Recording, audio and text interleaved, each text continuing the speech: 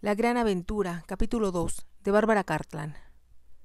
Su niñera había recibido órdenes de no dejar que la niña se acercara por ahí a esa hora. Bajo ningún pretexto debía molestar a su madrastra. Ahora Irene estaba sola, apoyada sobre los cojines, con los pies cubiertos por una manta de armiño. Vio a Zenobia acercarse a ella. Había una expresión hostil en sus ojos oscuros. «Buenas noches, Irene», dijo Zenobia con cortesía. «Espero que haya usted recibido mi carta». «La recibí», contestó la aludida. «Pero si has venido aquí a buscar dificultades, debo advertirte que pierdes tu tiempo». Zenobia enarcó las cejas. Aunque Irene no la invitó a sentarse, se instaló en una silla cercana a la chaise-longue. «No tengo deseo alguno de buscar dificultades», expresó con voz musical y suave. «Pero me temo que papá fue muy negligente respecto a sus asuntos monetarios y no tenía idea de que iba a morir.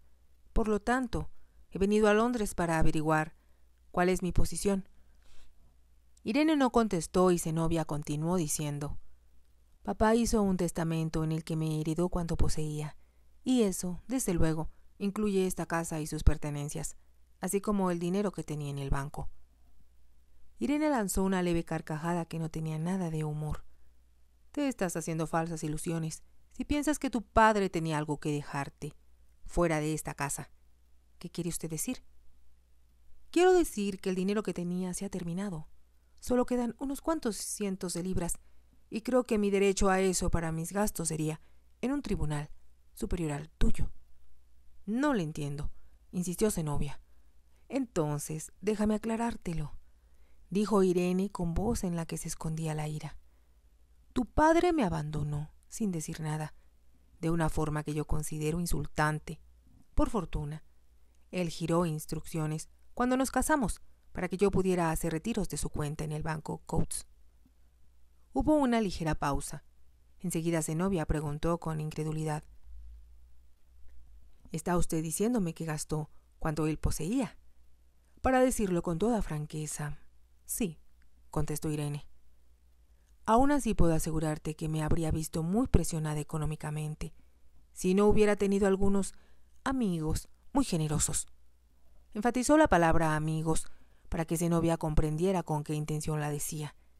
Zenobia no pudo evitar estremecerse de indignación, pero dijo con voz tranquila: «Siempre tuve entendido que papá era un hombre muy rico y que su dinero estaba bien invertido».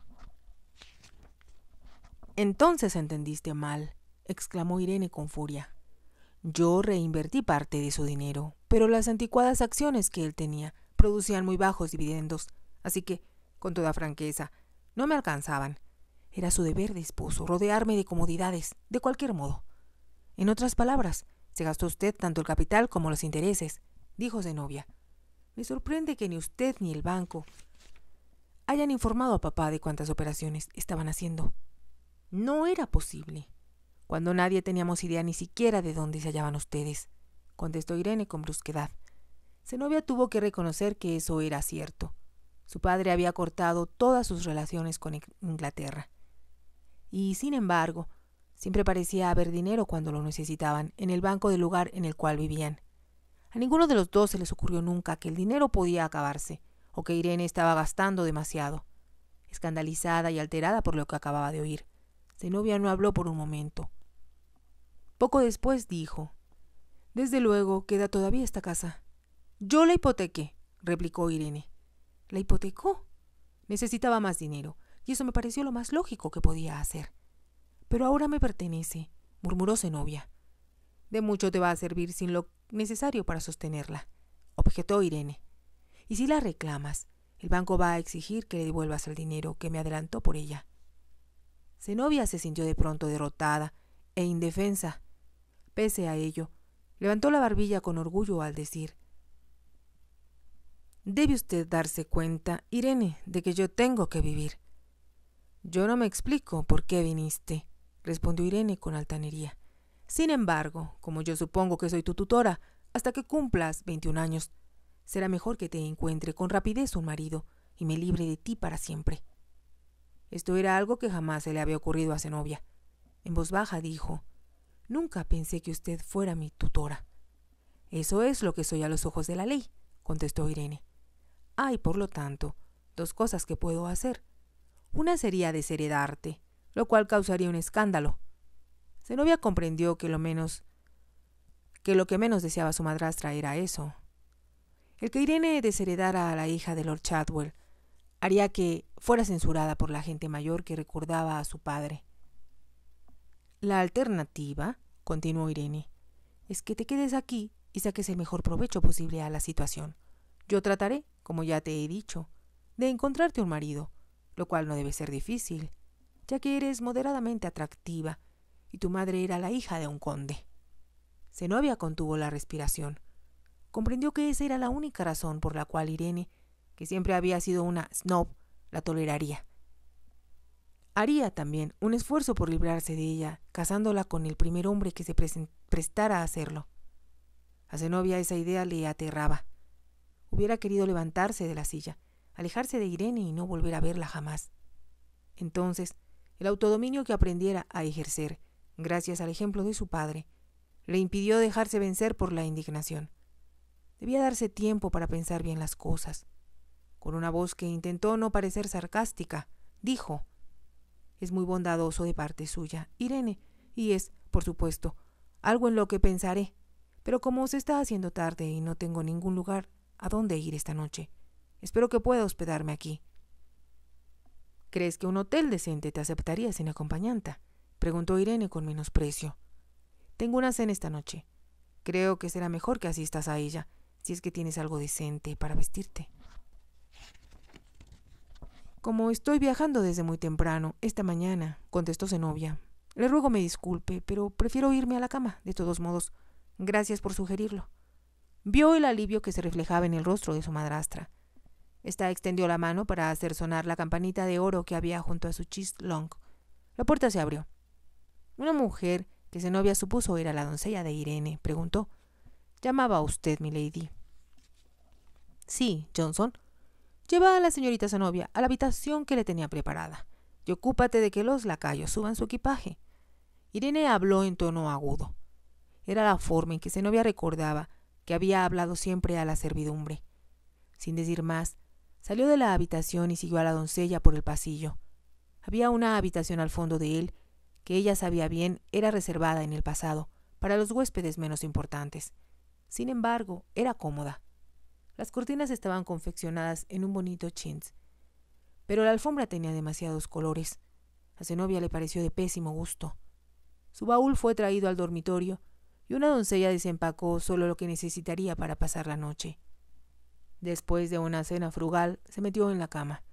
Los sirvientes, como esperaba, eran todos personas malhumoradas. Se preguntó qué habría hecho Irene con los viejos y queridos sirvientes que recordaba de niña. Una vez en la cama, se empezó a preguntar con desesperación qué podía hacer, a dónde podía acudir. Ante todo, entrevistar a los abogados e ir al banco, para averiguar con cuánto realmente contaba. Estaba segura de que si hubiera algo de valor, Irene ya habría dispuesto de él. Mientras estuvo al lado de su padre, habían tenido el dinero necesario sin tener que preocuparse al respecto.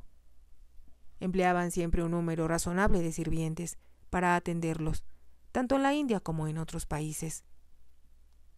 Sin embargo, Zenobia pensó siempre que estaban gastando poco en comparación con lo que su padre habría gastado en Londres.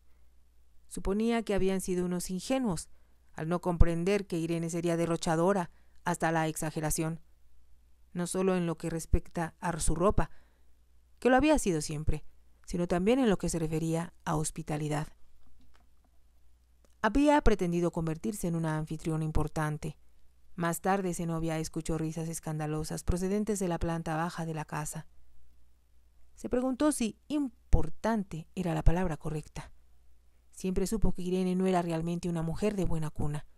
Sospechaba que las anfitrionas más distinguidas de Londres, al igual que el exclusivo grupo de la casa Marlborough, no la habrían aceptado nunca. «Ya lo sabré mañana», se prometió. De inmediato, comprendió que no tenía objeto averiguarlo si no iba a vivir ahí. Pero, ¿a dónde podría vivir? ¿A dónde podría marcharse? Aunque estaba muy cansada, le fue imposible conciliar el sueño. Dio vueltas en la cama hasta que escuchó que los invitados se retiraban. Sus voces y risas llegaban hasta ella procedentes del vestíbulo. Afuera se oyó el sonido de los carruajes que se alejaban. Una vez que la casa estuviera en silencio, le sería posible dormir. Fue poco más tarde cuando sintió que tenía sed. Se levantó para ir al lavamanos situado en un rincón del dormitorio. La jarra del agua para beber estaba vacía. Esa había sido una omisión imperdonable por parte del ama de llaves, que le había preparado la habitación. Enseguida imaginó que tal vez encontraría agua para beber en la habitación contigua. Recordó que ésta era muy amplia y con una cama matrimonial. Suponía que debía estar vacía. Abrió la puerta de su dormitorio y encontró que las luces del pasillo habían sido parcialmente extinguidas. Aún así, podía ver con toda claridad. Vestida solo con un camisón, descalza, se dirigió a la habitación contigua. Dejó la puerta entornada para poder llegar al lavamanos. Encontró una jarra llena, aunque sospechaba que el agua tenía ya algún tiempo depositada ahí. Zenobia bebió de ella, muy sedienta. Volvió a llenar el vaso y, con él en la mano, se dispuso a volver a su propia habitación. Estaba a punto de salir al pasillo cuando se percató de que 2 personas subían por la escalera. Sorprendida, se apresuró a retroceder. Cuando pasaron frente a la puerta, vio que una de ellas era Irene. Dejó un aroma inconfundible de costoso perfume francés por el pasillo. El hombre que iba caminando con ella le rodeaba la cintura con un brazo. Desaparecieron por la puerta que conducía al dormitorio de su madrastra. Zenobia sintió un acceso de repulsión. No era que eso la sorprendiera, sino que resultaba intolerable pensar que esta mujer sin escrúpulos había sido la esposa de su padre. Lo que era todavía más lamentable, era también su propia tutora. Cuando Zenobia volvió a su dormitorio, decidió algo con toda claridad. Aunque eso significara morirse de hambre en el arroyo, no permanecería bajo el mismo techo de Irene por un momento más, del que fuera absolutamente necesario. Zenobia durmió muy poco. Cuando llegó la mañana, un plan se había formado ya en su mente. Hizo sonar la campanilla mucho más temprano de lo que la servidumbre esperaba. La vieja doncella que la atendiera cuando llegó entró apresurada a la habitación. Era evidente que la sorprendía que estuviera despierta. Zenobia le dijo que quería levantarse. Fue enviado un mensaje a la cocina ordenando que tuvieran listo el desayuno para ella. Enseguida, mientras la doncella la ayudaba a vestirse, preguntó: ¿Tiene usted mucho tiempo aquí? Yo esperaba encontrar algunos de los viejos sirvientes que había cuando mi padre vivía. Oh, no, señorita, contestó la doncella. Creo que se fueron hace años. Hubo una leve pausa y entonces añadió: Y yo tampoco voy a seguir aquí mucho tiempo más. ¿Por qué?, preguntó Zenobia. Demasiadas desveladas, señorita. Aquí se acuestan todos los días a la madrugada. El último lugar en el que estuve, con Lady Marchmont, nunca se acostaba una tan tarde como aquí. Por desgracia, la señora murió. Qué pena. ¿Y cómo logró usted encontrar otro empleo? Como lo hacemos todas. Fui con la señora Dawson en la calle Mount. Ella tiene la mejor agencia doméstica en Londres. Me consiguió este trabajo y me conseguirá otro muy pronto. Zenobia se había enterado de lo que quería saber. Después del desayuno, se puso el sombrero, una chaqueta ligera, y bajó por la escalera. Sabía que su madrastra no se había levantado aún. Al verla sola, el lacayo que le abrió la puerta se mostró muy sorprendido. Para evitar preguntas, Zenobia explicó: Voy muy cerca de aquí, a la capilla Grosvenor, así que no hay necesidad de que nadie me acompañe. El hombre le sonrió con cordialidad. Zenobia se alejó a toda prisa. Era improbable que su madrastra quisiera verla antes de 2 horas. No le fue difícil encontrar la calle Mount. Descubrió que la agencia estaba en un primer piso, arriba de una tienda. Cuando entró se encontró en una habitación muy amplia, con varios sirvientes sentados en una banca que había junto a la puerta. Al fondo se veía un alto escritorio en el que estaba una mujer, ya de cierta edad, escribiendo en un libro. A su lado se veía a otra de edad madura, con expresión ensimismada. Era como si el esfuerzo de complacer a su patrona y a los solicitantes de los empleos disponibles fuera extenuante para ella. Las 2 mujeres levantaron la vista para ver a Zenobia, cuando ésta entró. La más joven de ellas se apresuró a acercarse a la recién llegada. ¿En qué podemos servirla, señorita? Zenobia comprendió que estaban pensando, que había ido a buscar algún tipo de sirviente. En un tono de voz que esperaba sonara lleno de confianza, dijo: «Espero que la señora Dawson pueda encontrarme trabajo como secretaria». «¿Como secretaria?», exclamó la mujer. Era obvia su sorpresa. Antes que pudiera decir nada más, Zenobia caminó con decisión hacia el escritorio. «Encantada de conocerla», dijo. «He oído excelentes comentarios sobre su agencia, señora Dawson, y es por esa razón que estoy aquí». Extendió la mano al hablar. Con cierta renuencia, la anciana se la estrechó. «Desea trabajo como secretaria», exclamó la otra mujer. La señora Dawson escudriñó a Zenobia por encima de sus anteojos. Entonces, en voz indiferente, preguntó: «¿Tiene usted conocimientos suficientes para ocupar un puesto así?». Por la forma en que lo dijo era evidente que no consideraba que tuviera conocimiento alguno. Zenobia no se dejó intimidar y repuso con tranquilidad. Habló con fluidez numerosos idiomas extranjeros, incluyendo francés, italiano y español, y habló un poco de húngaro y árabe. Las dos mujeres la miraron con sorpresa. «¿Tiene usted referencias que demuestren eso?», preguntó la señora Dawson. Zenobia había pensado ya en lo que iba a contestar a esta inevitable pregunta. Expresó con toda tranquilidad: «Por desgracia, mi último jefe, Lord Chadwell, con quien viajé por muchos años, murió inesperadamente hace unas cuantas semanas. Como no tenía intenciones de dejarlo, nunca se me ocurrió pedirle referencias». «Eso sí que es una desgracia para usted», reconoció la señora Dawson. «Estoy dispuesta a someterme a cualquier prueba que quieran hacerme, para demostrar que no estoy exagerando mi capacidad», dijo Zenobia. «Y como Lord Chadwell estaba escribiendo un libro de sus experiencias, estoy acostumbrada a tomar dictado a considerable velocidad». La señora Dawson dio vuelta a las páginas de su libro. «Tenemos muchos solicitantes», dijo con lentitud, «para servidumbre de todas las categorías, pero los empleos secretariales casi siempre son ocupados por hombres». Dio vuelta a otras 2 páginas y continuó diciendo: «Hay damas que están dispuestas a emplear a una mujer como dama de compañía, pero no aceptarían a alguien tan joven como usted». Levantó su pluma de ganso y añadió: «Puede usted darme su nombre, mas considero poco probable que logre acomodarle en algún lugar». «Mi apellido Webb». Zenobia había seleccionado ese apellido porque había pertenecido a una de sus institutrices. Era la única que le había enseñado inglés y con quien ella se había encariñado bastante. La señora Dawson anotó el nombre en su libro. Zenobia comprendió que la entrevista había terminado. Entonces oyó que la otra mujer murmuraba algo al oído de la señora Dawson. Su voz era muy baja, pero Zenobia la oyó con claridad. «¿Qué me dice del conde de Ockendon?».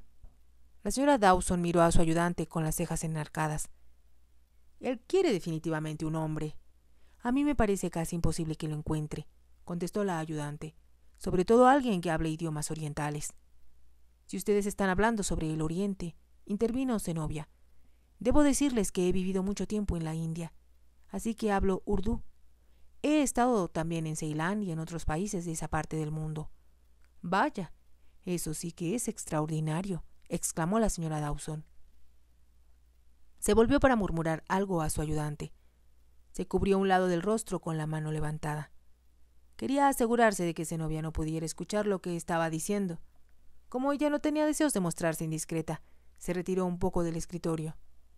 Se dedicó a mirar a la gente que estaba esperando. Era indudable que 3 de los hombres eran palafreneros y 2 de las mujeres experimentadas doncellas. Había también varias jovencitas de mejillas sonrosadas. Ella dedujo que habían llegado del campo en busca de trabajo. Mientras observaba, decía mentalmente una plegaria, implorando por encontrar lo que buscaba. Cualquier lugar, pensó, sería mejor que seguir bajo el mismo techo con su madrastra. Se vería obligada a conocer a sus amigos, que sin duda debían ser tan inmorales y carentes de principios como ella. La señora Dawson parecía haber tomado una decisión, porque de pronto dijo: «Tengo un cliente, señorita Webb, que ha estado solicitando un secretario varón. Mas tal vez, en las circunstancias, si lo que usted me ha dicho es verdad, esté dispuesto a probarla». «Yo haré todo lo posible por complacerlo», murmuró Zenobia. «Es bastante improbable que la acepte», continuó la señora Dawson malhumorada. «Tal vez el conde de Ockendon ni siquiera la tome en consideración para el puesto que tiene vacante en la actualidad. Calló un momento antes de continuar de mal talante. Sin embargo, su señoría tiene mucha prisa. Por desgracia no hemos podido enviarle a nadie más que domine idiomas tanto europeos como orientales. Zenobia guardó silencio, pero sintió que le invadía un cierto rayo de esperanza. La señora Dawson escribió un domicilio en una de sus tarjetas impresas y se lo entregó. «Lleve esto a la casa Ockendon, que está en el número 27 de Park Lane», dijo. «Si su señoría no ha encontrado aún a alguna persona que le satisfaga, es probable que le dé una oportunidad a usted. Si se niega a contratarla, puede regresar aquí. Sin embargo, debe considerar la posibilidad de solicitar otro tipo de trabajo». «Muchas gracias», dijo Zenobia. «Le estoy muy agradecida». Metió la tarjeta en su bolso de mano, sonrió a la señora Dawson y salió. Se dio cuenta, al salir, de que las dos mujeres que habían quedado tras del escritorio estaban seguras de que aquello era una pérdida de tiempo. Si te ha gustado, te invito a que te suscribas, a que me regales un me gusta y actives la campanita para que puedas seguir escuchando esta historia y muchas más. Gracias.